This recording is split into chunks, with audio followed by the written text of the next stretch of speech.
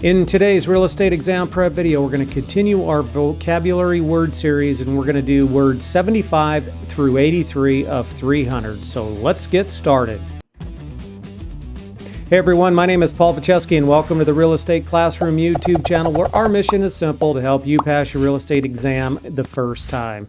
So let's get started on today's key vocabulary words that you have to know for your real estate exam. Number 75 of 300, a deed restriction. And by the way, all of these words here kind of evolve around easements, encroachments, and limitations on private property. 75, a deed restriction. Now, a deed restriction is an example of private land use control. That's where a private citizen, the private sector, can impose restrictions or usage restrictions on your property should you buy that property.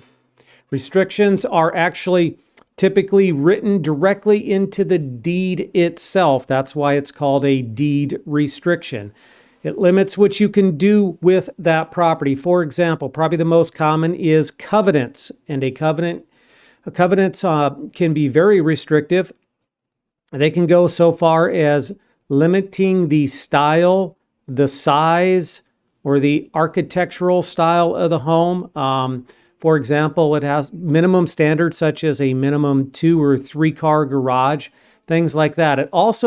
It basically can limit anything that the previous owner or the developer wants, as long as it's legal. I actually remember many years ago, I owned a farm in Iowa, and I was reading through the abstract, and one of the deed restrictions that were placed into a transfer of title back in the 1920s is if the mother was passing it on to the son with the condition, the restriction, that if that son ever married a member of a particular family, then the property would automatically revert to the Catholic Church. Deed restrictions used to be very discriminatory in nature.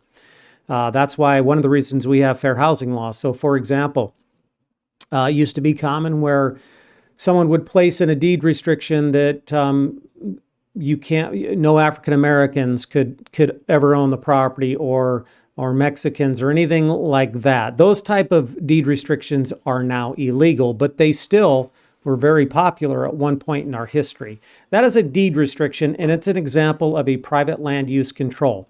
76, building codes. This is an example of a public land use control. This is where state and local governments pass laws or ordinances or regulations that ensure minimum health and safety standards for improvements or for buildings or homes. Common building codes that we see are requirements and restrictions on roofing, drainage requirements or structural support, plumbing, electrical, heating and air conditioning, those type of things. Number 77, a planned unit development. There is another AKA, or another also known as, it's sometimes referred to as a planned urban development, but most of the time it's called a planned unit development. Now, a planned unit development are housing developments that are not subject to standard zoning requirements. Now, the purpose of a planned unit development is to permit more flexibility to use the land. So a developer may want to or may need those restrictions to accomplish a certain goal. So for example, maybe we want higher density housing than the zoning requirements call for. So basically we're building higher, not wider, so we can get more smaller type housing units in a particular area so we can provide more housing. That's called number 78, an easement. An easement is a property right that one person has or a group of people have in another property. All right, an easement is a property right that provides the easement holder a non-possessory interest. Now, non-possessory simply means they have a right to use, no ownership. They don't have any title ownership or title interest in the property. Now, easements, that's just easements in general. We're going to talk about several different types of easements here, but easements in general are created by people, by operation of law, or by continuous use. So, for example, two people can agree to create an easement. A local government can create easements to protect the interest of utilities, the utility companies, or by continuous use. Those are the three ways that easements are created. So let's look at number 79, easement appurtenant, or sometimes called, okay, the parties to this type of easements are a dominant tenant, or sometimes called a dominant tenement, and a servient tenant, or sometimes referred to as a servient tenement. All right. Now, the key here is it involves two adjoining parcels of property. So let me give you an example of what I'm talking about here with this type of easement. We have easement A, or we have property A and property B, and they are adjoining. They touch one another. And they want to put a driveway right in the middle. Let's say owner A wants to put in the driveway, but it's going to encroach 3 feet onto owner B's property. Okay, they're adjoining. So the two owners get together and create an easement. All right. And so because owner A wants the easement for his or her driveway, owner B is agreeing to it. Owner A is the dominant tenant and owner B is the servient tenant. Why is owner A the dominant tenant? Because owner A has a right to use 3 feet of owner B's property via that easement. So there is a dominant tenant and a servient tenant, right? That's easement appurtenant. Okay, let's go. Number 80, let's talk about an easement in gross. An easement in gross sometimes is very confusing for students. Now, an easement in gross is a legal right to use another person's property for as long as two things. Number one, the owner still owns the property and the holder of the easement is still alive.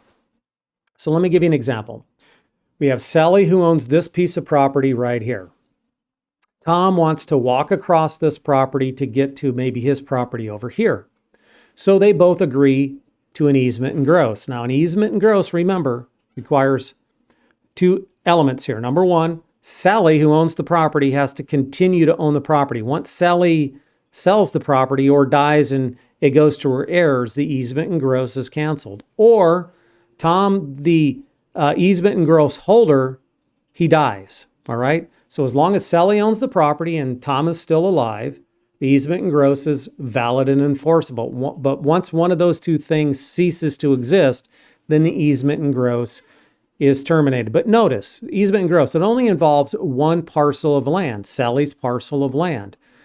The biggest difference between an easement appurtenant and an easement in gross is an easement appurtenant involves two adjoining pieces of property, and we have a dominant tenant and a servient tenant, and it passes with title. One thing I didn't mention under the easement appurtenant is the easement passes with title. So that means if one of the two parcel owners sells or transfers title, then the easement also passes with title, and the new owner has to adhere to the restrictions of the easement. With an easement in gross, there's only one parcel of land, and certainly once Sally, in our example, stops owning the property, or Tom, the easement holder, dies, then the easement in gross dies. It does not pass with title.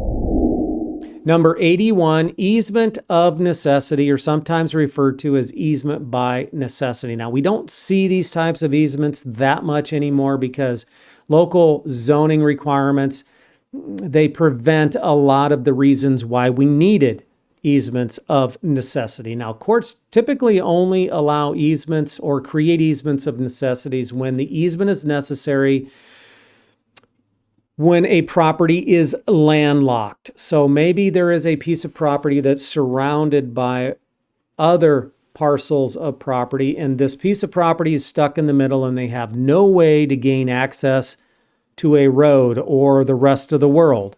So then that particular property owner is going to go in front of a judge and request an easement of necessity if that property owner was unable to secure an agreement with the adjoining property owners. Easement of necessities do pass with title. Number 82, easement by prescription. Easement by prescription, also sometimes called a prescriptive easement, and you have to know that for your real estate licensing exam, is a type of adverse possession.